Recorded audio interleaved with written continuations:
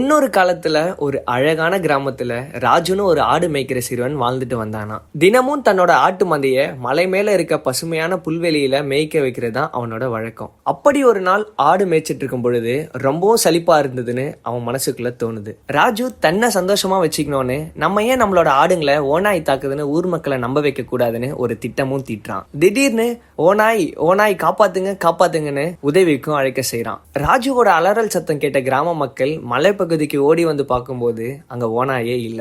ராஜுவை பார்த்து ஓநாய் எங்கன்னு கேட்கும்போது அதுக்கு அவனும் சிரிக்கவும் செஞ்சுட்டு இங்க ஓநாயெல்லாம் கிடையாது, நான் போய் தான் சொன்னேன்னு அந்த ஊர் மக்களை பார்த்து சொல்லவும் செய்யறான். இதை கேட்ட கிராம மக்கள் நீ இப்படி எல்லாம் பண்றது தப்பு, ஒரு நாள் உண்மையாவே ஓநாய் வந்தா என்ன பண்ணுவேன்னு சொல்லிட்டு அங்க இருந்து கிளம்புறாங்களாம். கொஞ்ச நாள் போனதும் மீண்டும் ஊர் மக்கள் கூட விளையாடணும்னு ஓநாய் ஓநாய் காப்பாத்துங்க என்னோட ஆடை ஓநாய் தாக்குதுன்னு மீண்டும் ஊர் மக்கள்கிட்ட உதவி கேட்க கத்துறான். இதை கேட்ட ஊர் மக்கள் மலைக்கு வந்து ஓநாய் எங்கன்னு கேக்குறாங்க. ராஜு இப்பவும் சிரிச்சுக்கிட்டே இங்க ஓநாய் இல்லைன்னு சொல்றான். இதை கேட்ட ஊர் மக்கள் ரொம்பவும் கோபம் அடைஞ்சு ராஜுவை திட்டிட்டு அங்க இருந்து கிளம்பவும் செய்யறாங்க. அடுத்த நாள் ராஜு தன்னோட ஆடுங்களை மேய்ச்சிட்டு இருக்கும் பொழுது உண்மையாவே ஓநாய் அவனோட ஆடை தாக்க வருதான். ரொம்பவும் பயந்த ராஜு ஓநாய் ஓநாய் காப்பாத்துங்கன்னு கத்தி ஊர் மக்கள்கிட்ட உதவியும் கேட்கிறான். ராஜு கத்துறத கேட்ட ஊர் மக்கள் இப்பவும் நம்மளை ஏமாத்த தான் கூப்பிடுறான்னு மலைக்கு யாரும் போகாமையே விட்டுறாங்க. ஆட்டு மந்தைய அந்த ஓநாய் தாக்குறத எதுவும் பண்ண முடியாம ராஜு வேடிக்கை மட்டும் தான் பார்த்துட்டு இருந்தான். அந்த நாள் பல ஆடுங்களை ராஜு இழக்கவும் செய்யறான். அந்த வழியா போன கிராம நபர் ஒருத்தர்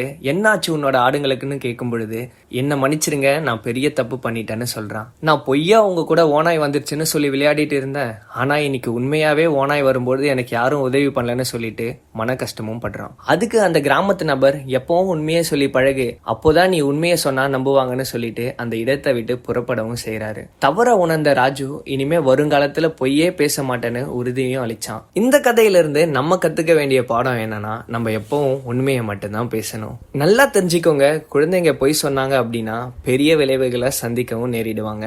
அதனால எப்பவும் உண்மையை மட்டுமே பேசி பழகுங்க. Follow for more videos.